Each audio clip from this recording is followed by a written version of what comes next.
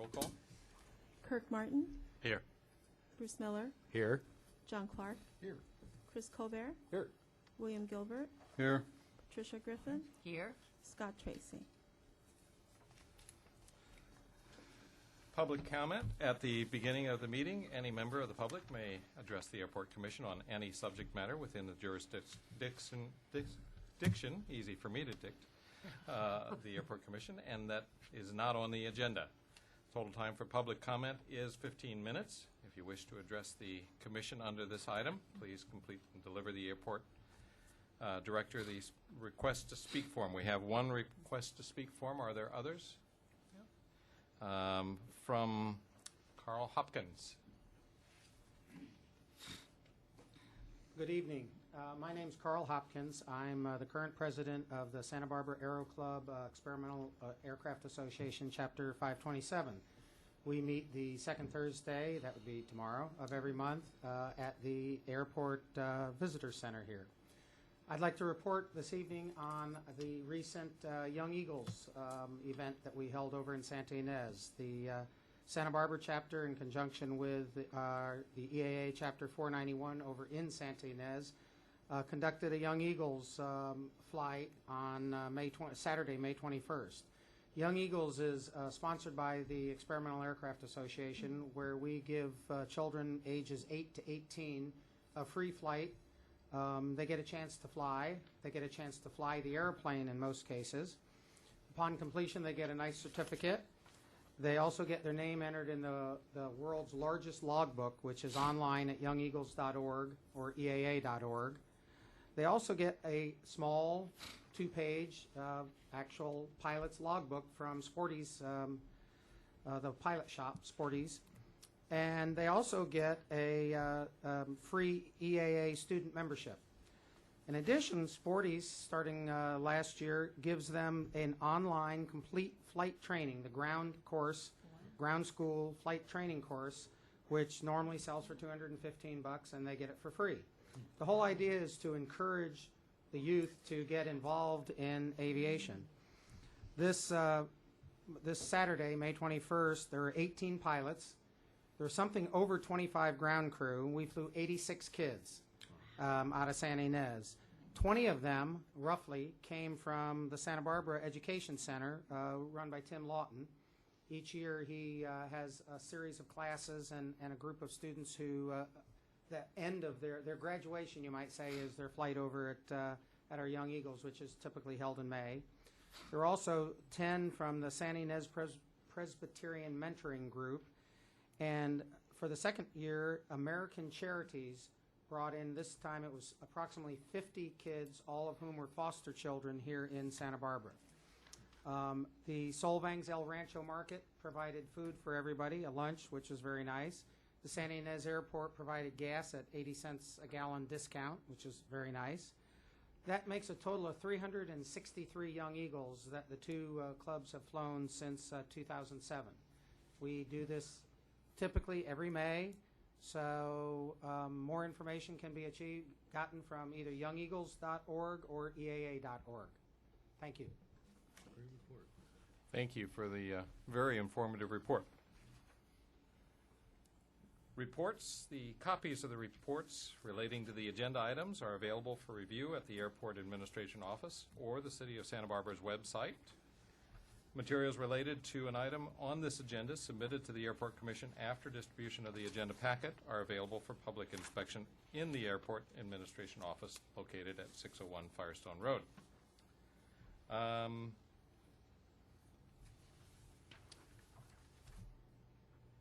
Notices that the General Aviation Subcommittee met on Thursday, May 26th at 1:30 in the afternoon at the Airport Administration Building. That the Lease Review Subcommittee meeting scheduled for Thursday, June 2nd was canceled. That the Thursday, June 3rd, 2011 at 6 p.m., the Airport Commission Secretary duly posted the agenda on the bulletin board at the Airport Administration. And that the regular Airport Commission meeting scheduled for Wednesday, June 15th was canceled. Is there a recommendation to waive the reading and approve the minutes from the previous meeting? So moved. Seconded? Second. All those in favor? Aye. All those opposed? Abstained? Motion carried. Consent calendar for the lease agreements for existing tenants. Is there a motion? Move we accept the consent.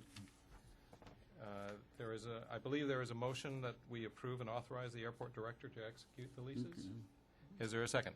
Yes. All those in favor? Aye. Aye. All those opposed? Any abstentions? Motion carried. I believe there are no liaisons from the City of Santa Barbara or from the City of Goleta this evening, so there will be no liaison reports.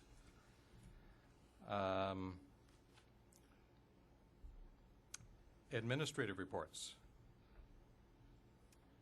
This evening, we have our annual report on our commercial industrial lease rates, and our property management specialist, Rebecca Fribbley, will make the report. Good evening.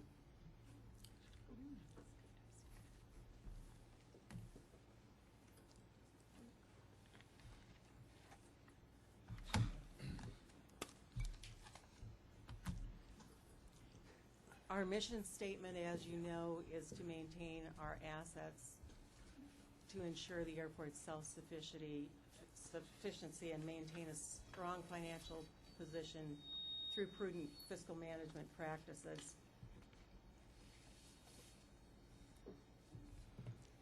Okay, just to give you a little bit of background, 97% of airport revenue is derived from fees and rentals. That includes all rentals. The segment that we're going to be approving or asking for you to approve tonight deals specifically with our commercial industrial properties and does not include non-commercial revenues such as general aviation fees. For this past year, fiscal year 2011, we projected or tried to meet a target of $3,700,000, and we're actually on target to exceed that by 15.8% or $585,000. This will give you just a general idea of the portion of the overall operating budget for fiscal year 2012 that makes up the commercial industrial properties, including utilities and permits. We're hoping next year to make $4,171,000.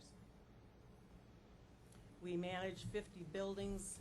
We have a total of 93 or 98.3% of that leased on average over fiscal year 2011. That was up 0.5% from the previous year.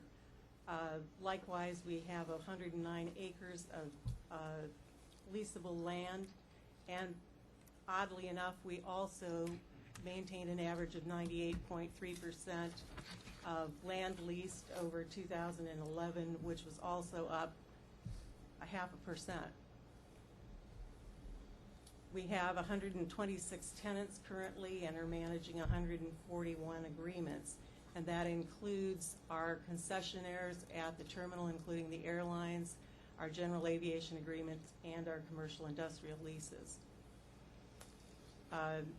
We establish these rates every year because the airport requires the FAA requires airports to maintain rentals at market rate, and we base these rates on local real estate comparables, the UCSD economic forecast, and appraisals.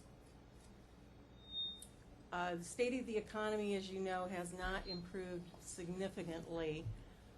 We base our rental increases typically on the CPI average for the Los Angeles Riverside area. And in 2009, the average CPI for that year was a negative 0.08%. It improved slightly in calendar year 2010 to 1.13%. From January to April of this year, it is starting to look a little bit better. We've gotten up to 2.6%, and in both March and April, it's exceeded 3%.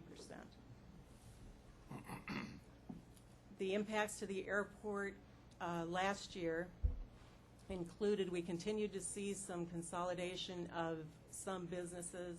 Some tenants moved to smaller spaces, gave up some space, moved to smaller yards. We had 4 tenants that unfortunately either sold or closed their businesses. And we've seen a stagnation in the construction sector that's had an impact on us because there's been a decreased demand for storage yards. We're seeing, if you look at your property management report, you're seeing more vacant yards at the airport. They're staying vacant for a longer period of time, and I expect that trend to continue into next year. In order to respond to the economy, we've tried some additional advertising opportunities. I know we've talked about before that we have initiated a sign program, which has actually brought some fairly good results. We have educated a lot of people to go to our website because the properties are listed, and that is kept current. We have started receiving some inquiries based on the website, which is heartening. And as approved by Airport Commission last year, we did enact a 1.5% rental increase for month-to-month tenants instead of the standard 3% that's usually required by our leases because of the state of the economy. That will expire in August 30th of 2011. We have currently 54 month-to-month tenants that benefited from that 1.5% rental increase, and the total loss of revenue to the airport will be $12,332. We had 7 tenants last year that reduced their premises or negotiated new term leases at slightly lower rates than would ordinarily have taken place. Our comparables, we're still slightly below Goleta. I did see a listing today for warehouse space at 75 cents in the Goleta area. But on the whole, I think considering the condition of our properties and the type of comparables that we're looking at, we're placed about where we should be. The rates that we're proposing for next year are the same rates that you've actually seen since 2008. We still feel that we have enough room on the top end of those rates that they don't need to be adjusted at this time. We think there's adequate room there to grow, and any recovery that takes place in fiscal year 2012 can be accommodated. The majority of our leases require typically a 3% to 8% annual adjustment, and based on the CPI numbers that we're starting to see, we don't anticipate the need for further changes. So we are recommending that Airport Commission approve maintaining the rental rate ranges at fiscal year 2011 levels for fiscal year 2012. Do you have any questions?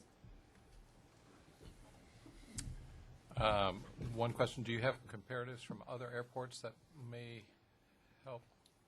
Typically not for commercial industrial. We typically look at the Goleta area comparables for commercial industrial properties. We do go to other airports when we're looking at aviation-related properties and try to find airports of similar sizes.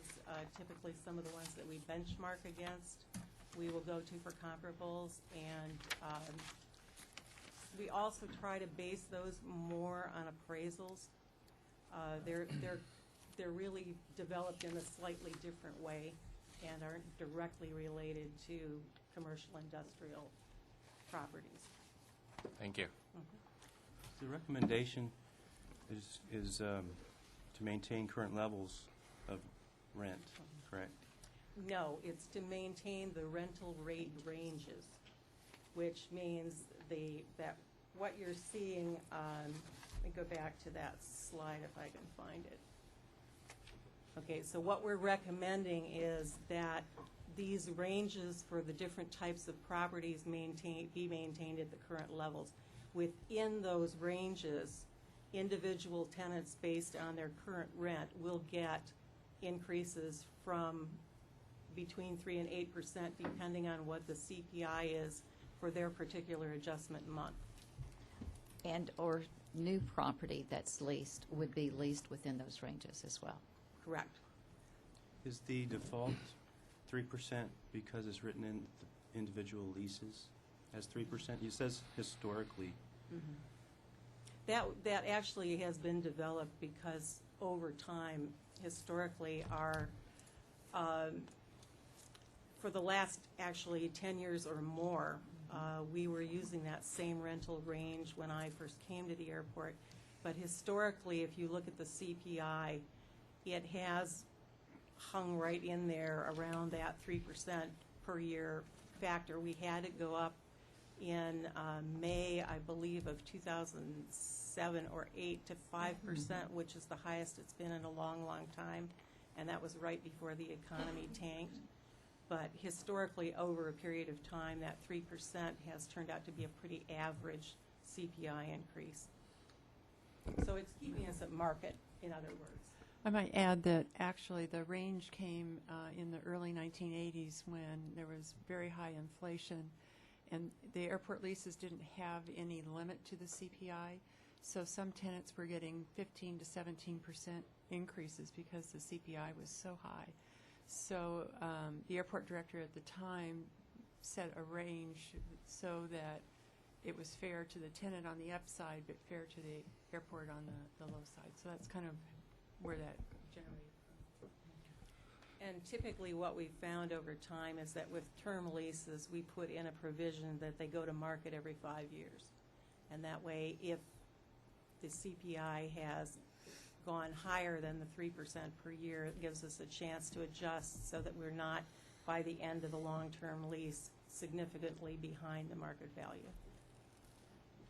So if this proposal is not accepted and the August 30th expiration date passes, what happens?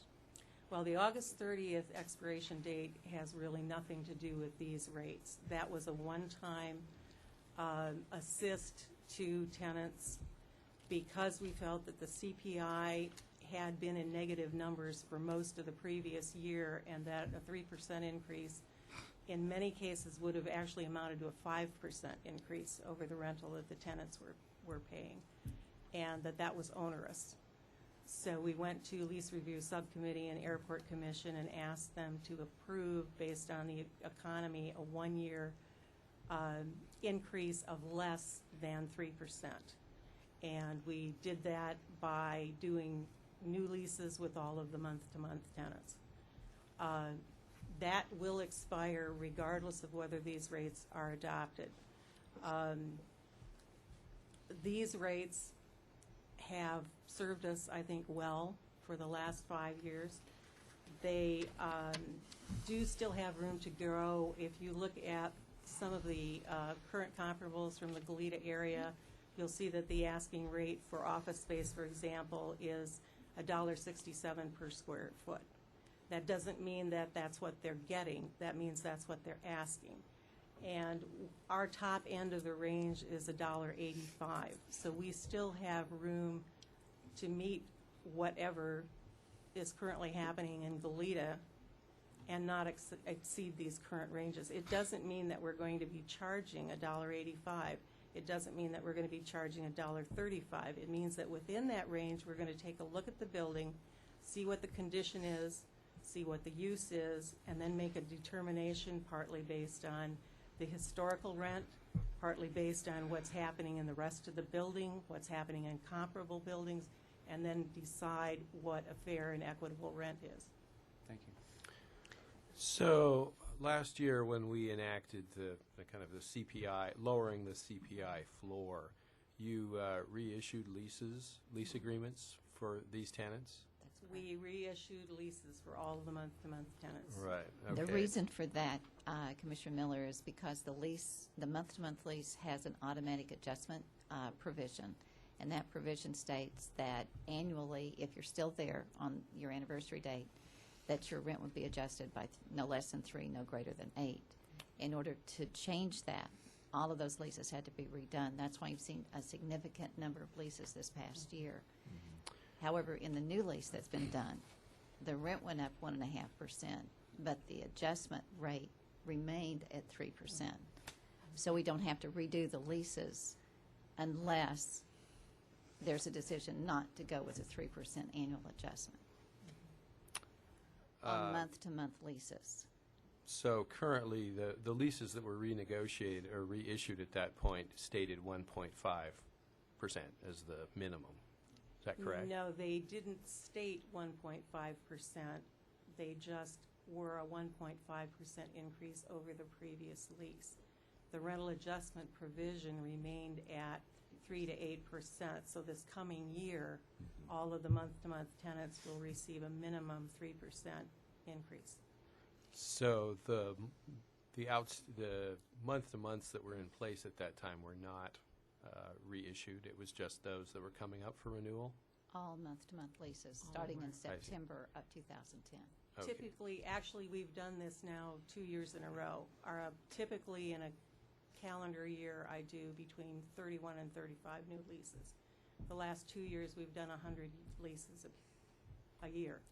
So we've covered all of the month-to-month tenants in 2 successive years.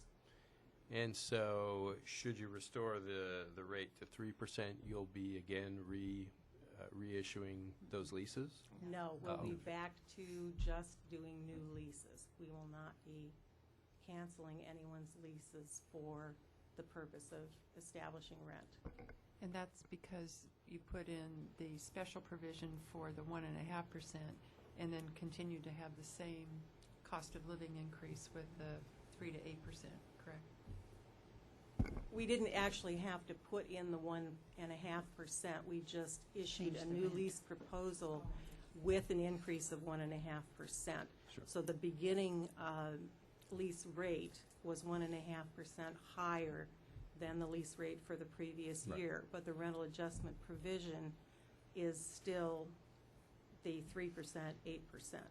So everyone that has currently a month-to-month lease that had a 1.5% increase last year, this coming year, will not need a new lease. They will just simply get the minimum 3% increase. I see. Okay, so by doing this, we're not creating additional paperwork. No.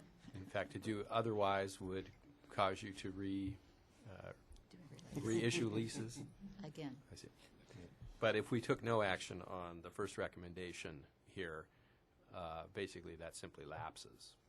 with the Is that recommendation. correct? There, I mean, there, there are not 2 recommendations. The recommendation is only that we keep the current lease rates for the coming fiscal year 2012.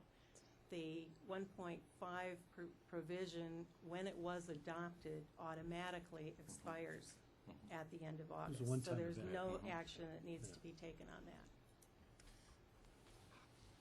In the fact that we did grant that 1-year deal, was it favorably received, or was it, please, It was there comment very, on it? Very favorably received. Our tenants were very appreciative of the fact that we held the moratorium the first year that the economy was so bad, and they appreciated the fact that we were reasonable about the increases last year. I've had many tenants that have said to me that they appreciate the way that the airport has handled this particular downturn in the economy, that they appreciate the fact that we try to work with them, that we're willing to reduce their space, to reduce their rent. And I think that's reflected in the fact that our vacancy rate remains so low, when in surrounding areas it's considerably higher. You know, we believe in retention, and we believe that retention in the long run is smart business. And I think that our vacancy rate bears that out. so we could let the record state that the airport is a fair and just landlord. So, given that it was so favorably received, and given that the economy really remains very soft, and particularly in light of this last week, and given that you've stated that the average CPI for the last 10 years was 2.45, and that, in fact, over the last 5 years, 1.84 are the numbers you presented, why would you not consider extending the 1.5 floor for another year? Mr. Chair, if I could. I'm not going to speak for you, Rebecca. By the way, I think your presentation is spot on. I think most people tend to get locked in that CPI, and they don't appreciate the other operating expenses that are not running in sync with the CPI.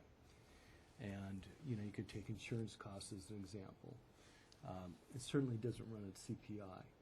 And it's a zero-sum game. You know, if you're locked in, if you're running at that consumer price index for the last 10 years, you're not going to be ahead of the game as a landlord. So it's an industry norm, it's a practice, standard operating procedure, whatever you want to call it, to have a minimum there. So at least you can cover those expenses that aren't going to be in lock with CPI, like the insurance. Okay, that's just one example. Labor costs, things like that. So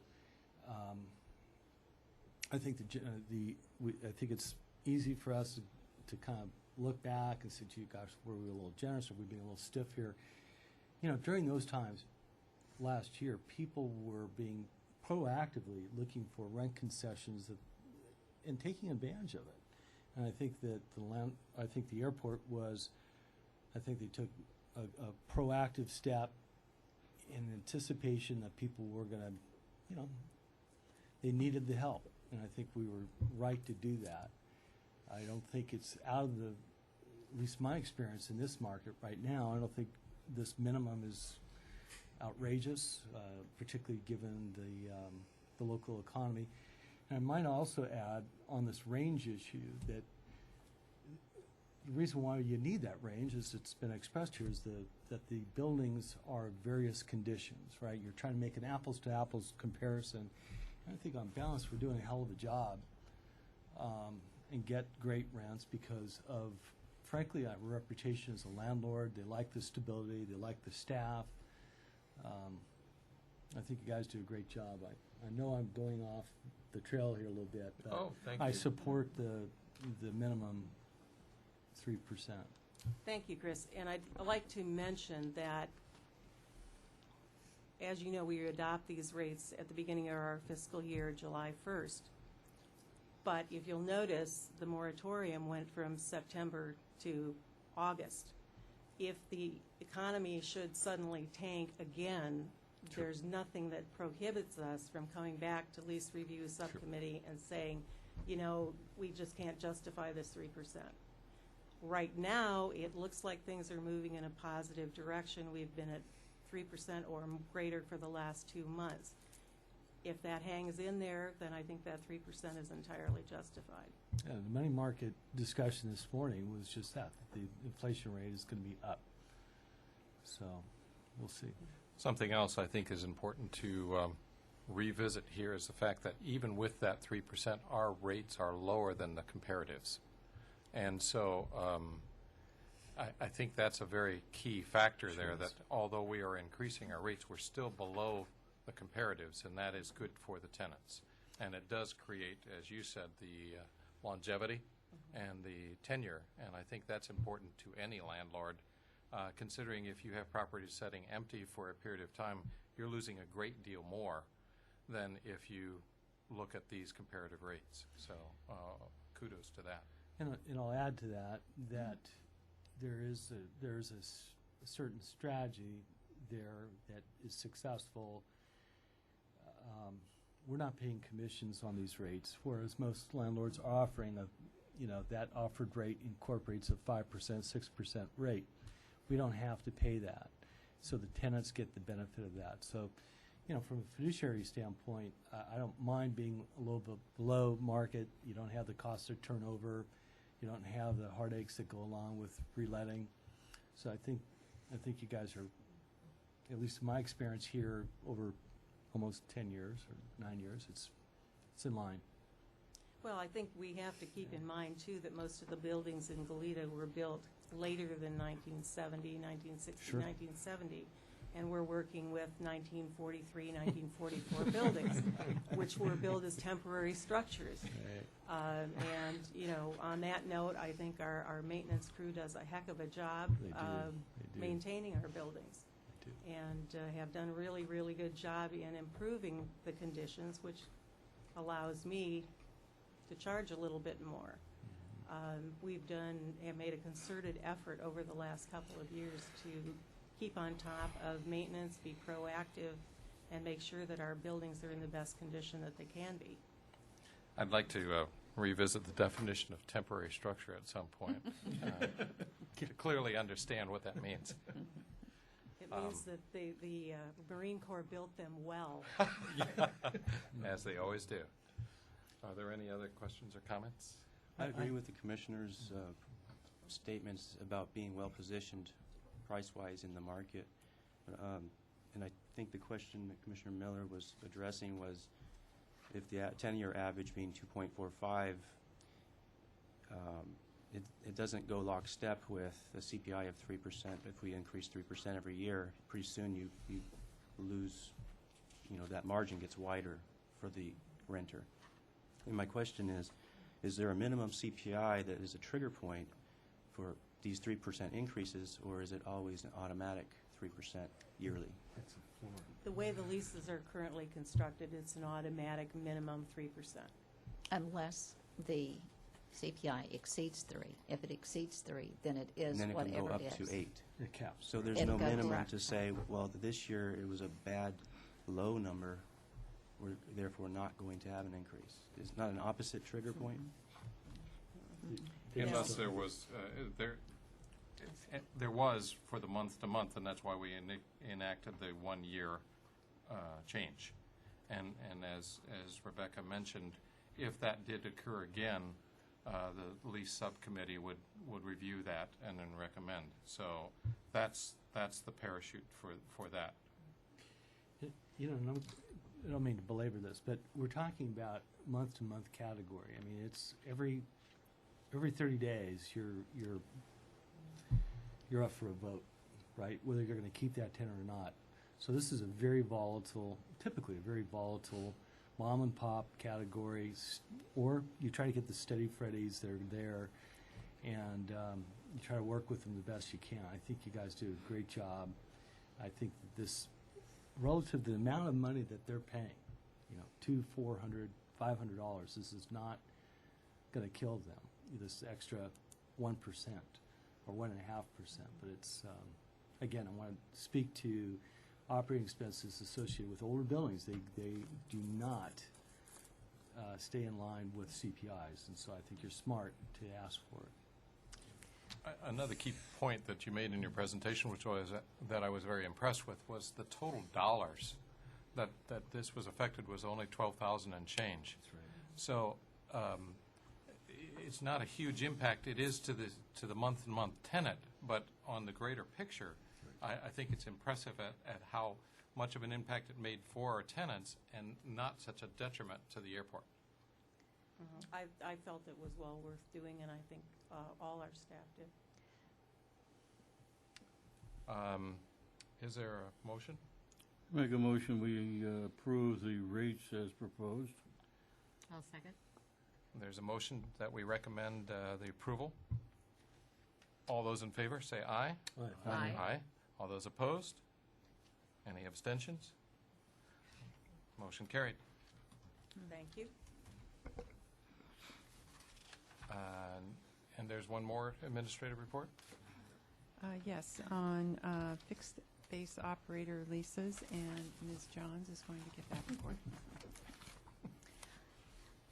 Rarely do I read a recommendation before I start with the background, but tonight I'd like to do that if that's okay. I don't be- think we have to move for that to be a fact. You just have to wait. Tonight, we're asking Commission to recommend approval for the airport director to execute, subject to approval as to form by the city attorney, a 3-year lease extension with Signature Flight Support California Incorporated and Mercury Air Center Santa Barbara, Inc., doing business as Atlantic Aviation, subject to the parties' agreement as to terms, since we haven't negotiated the extensions, allowing the leases to continue for a 3-year term. I'd like to give you a little background on the reason why we're recommending this and be available to answer any of your questions. First of all, as you probably know, the airport through FAA requires that airports have a master plan. And the master plan looks at short-term, medium-term, long-term development needs on the airport and aviation facilities that might be needed. Our airport master plan was done, approved in 2002, and the major projects within that plan are coming to completion. Once the new terminal is done, the projects listed in the master plan will be completed. So in order for the airport to qualify for additional federal grants through FAA for the Airport Improvement Program, we need to have a new master plan. Since the terminal is pretty much completed, it has been our intent with the next master plan to focus on general aviation facilities on the field. The FBO to the south of the terminal has been squeezed over the years. Less and less ramp space has been available. And so our intent has been to relocate the FBOs, put all general aviation facilities on the north side of the airfield. So we want to do that. And as you've noticed in the director's report over the last couple of months, we've been reporting on the master plan process. We did do a solicitation for a consultant. We interviewed, we've selected or are ready to recommend a selection. And we're currently working on the scope of work and the costs for the master plan before we can bring it back to Commission and to FAA. So what we'd like to do with that master plan, as I said, is to design facilities on the north side of the field, which would also include FAA-eligible items, whether it's a taxi lane or additional ramp or ramp replacement. We also have a request through Tracy to extend Taxiway Hotel to the full length of 725 and perhaps even widen Hotel, which would also change the layout on the north side. It has also, as a second goal of the airport, it's been to do a request for proposal for the FBOs, because right now, as you know, they all expire. The 2 FBO agreements expire in 2013. In order to do a request for proposal, you have to have a site plan. You have to have an idea of where their facilities are going to be located. Also an idea of what kind of facilities you might request them to develop. So because we're not there yet, we want to take advantage of this proposed 3-year extension. Additionally, there's space at Ampersand in the north hangar that has been vacant for a number of months. It was leased by Atlantic for storage of corporate aircraft. That's beneficial to the airport to have all aviation facilities fully utilized. It helps the community, it helps the aviation community. The airport doesn't necessarily benefit substantially from that since we have a ground lease with Ampersand, but fuel sales benefit the airport and benefit the FBOs. Ampersand has been in negotiation for that hangar space, but they're requiring a 5-year lease. Neither of the FBOs, business-wise, can enter into a 5-year lease since their lease expires in 2 years. So coupled with the master planning process, the proposed RFP process for the FBOs, and the situation with Ampersand, staff is recommending that we negotiate with come to terms with both FBOs and offer them a 3-year extension on their lease. And that's our recommendation tonight. We also met with General Aviation Subcommittee and discussed this proposal and received support from the committee. What would the negative impact be if this was not done? I I would think that neither FBO could lease the space at Ampersand. And as far as the airport would go, their leases provide for, once termination, then they would go on a month-to-month holdover. I think we spent a considerable amount of time going through this in the GA subcommittee and understanding it and examining the impacts. And I think we all realize how important it is for these two FBOs to continue to operate here. And it provides them a level of additional security that I think in their lease terms that I think we agreed was very important. And it also provides the opportunity for them to potentially utilize a space that they wouldn't otherwise be able to take advantage of, and that should add much needed space to one of those FBOs. I'm a little slow here.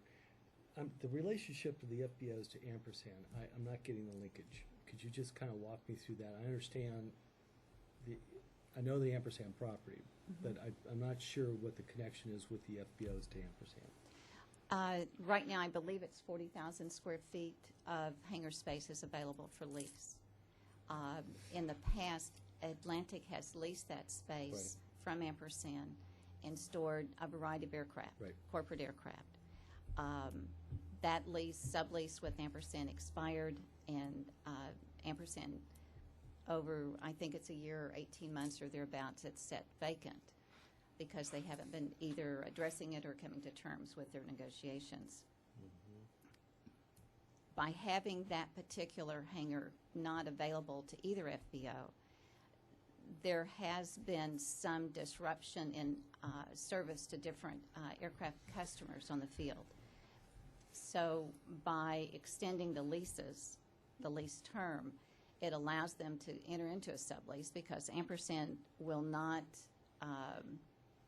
I guess, consider a sublease of less than 5 years. So that's where Ampersand comes in. And keep in mind, Ampersand's lease is restrictive. Right. Ampersand directly cannot lease to multiple tenants in one hangar. That conflicts with FBOs. Right. So it's fair to say that what we're doing, the net result of this recommendation is that we're allowing the existing configuration for the FBOs to exist beyond 2013 by an additional 3 years, right? Takes us out to 2016. Correct. And so we're going to have a general plan completed in, call it 2 years. So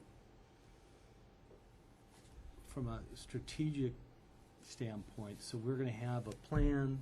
We could, in theory, in 2013, go out for RFPs because we'd have a plan document, something leased, but we're going to be tied into these leases for an additional 3 years. We can't do anything about reconfiguring that property until 2016. Is that a fair assessment? That's what we, Oh, that's correct. yes. But when you look at the time period that it's going to take to go through the planning process, the environmental review for the master plan, and then the logistics of, going through the RFP process, you just saw years fly by. Okay, I just saw my whole life go by. Sorry. You're in a home by now, so. Additionally, That was a reality check.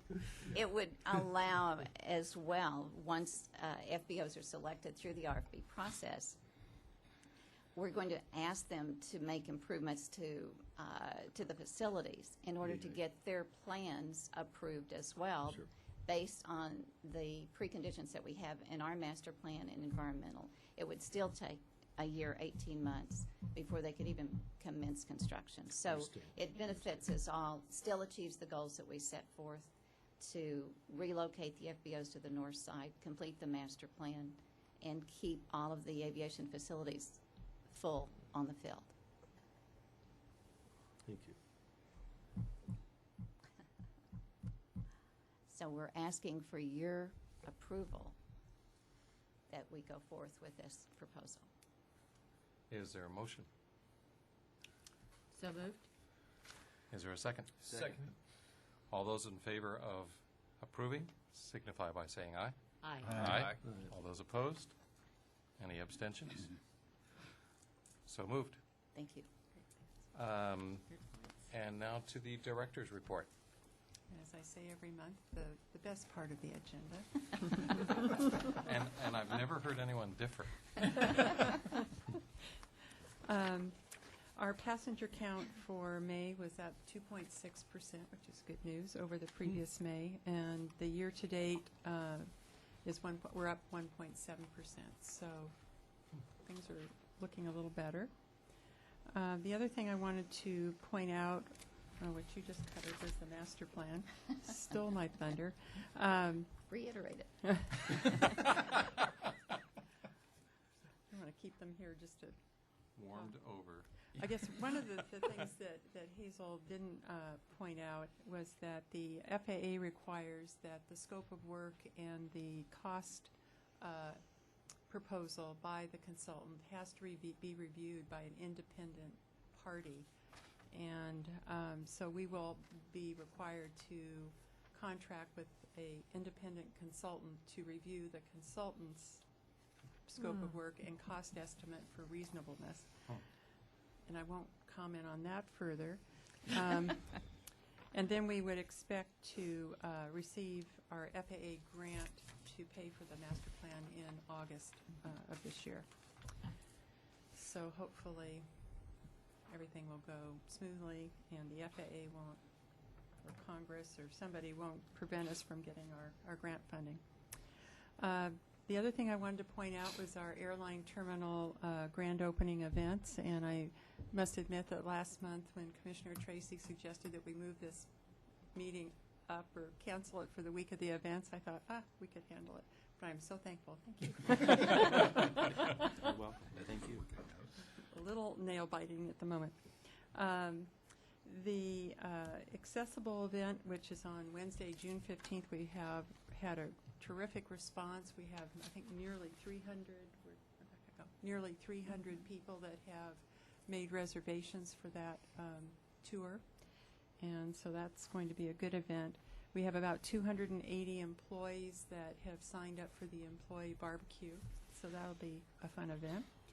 And then on Friday, June 17th's gala, our ticket sales were at about, did I write that, 380? 86 is what. Six. Tickets have been sold, plus we have sponsors who get tickets, so we're probably in the mid 400, and I think we'll end up at between 500 and 600 people. We seem to be generating a lot of frenzy as the closer it gets in terms of buying tickets. The public open house on Sunday, June 19th. Remind everybody, if you're coming, I can put you on the list so we can address your parking before you get there. And the ribbon cutting ceremony will be at noon, and the mayor and Congresswoman Capps will be speaking, Supervisor Doreen Farr, Mayor Margaret Connell from Goleta.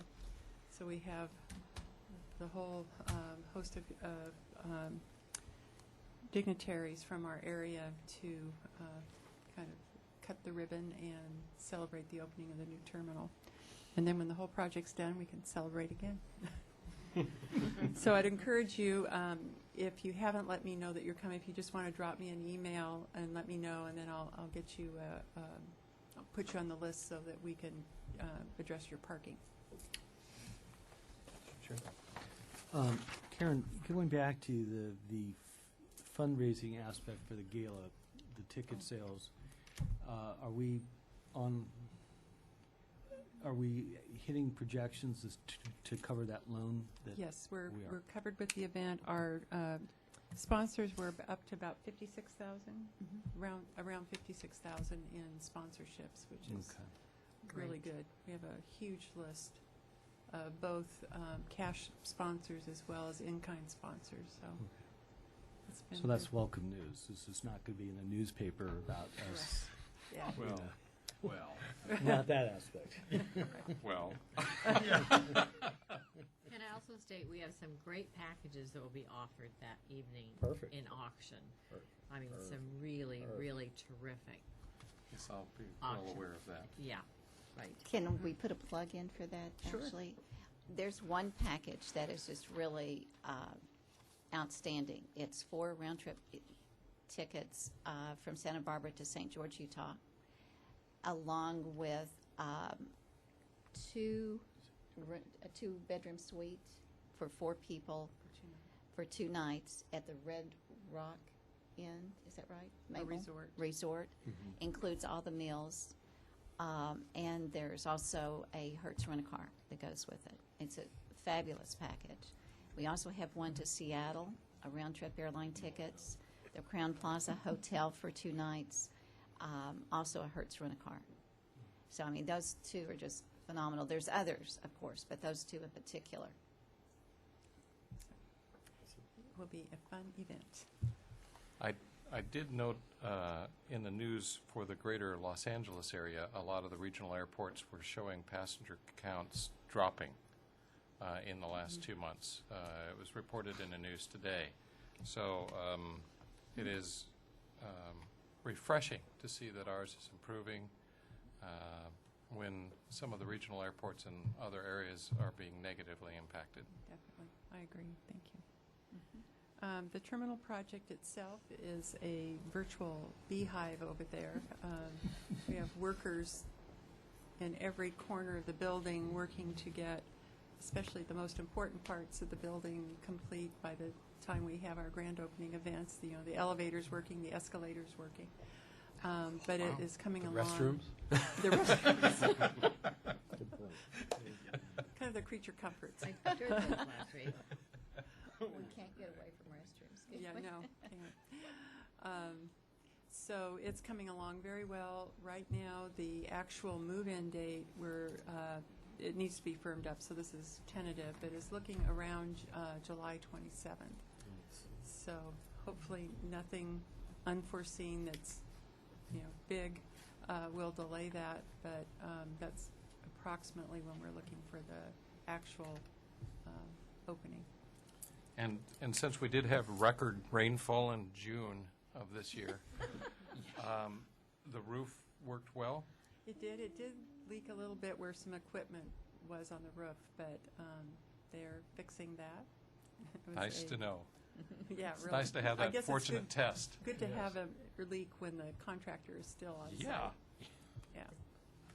Been hearing the ads all day on the radio station, Oh. and they said in one of the ads, the final day for ticket sales is this Friday. Is that true? Actually, we've gone back on what we said.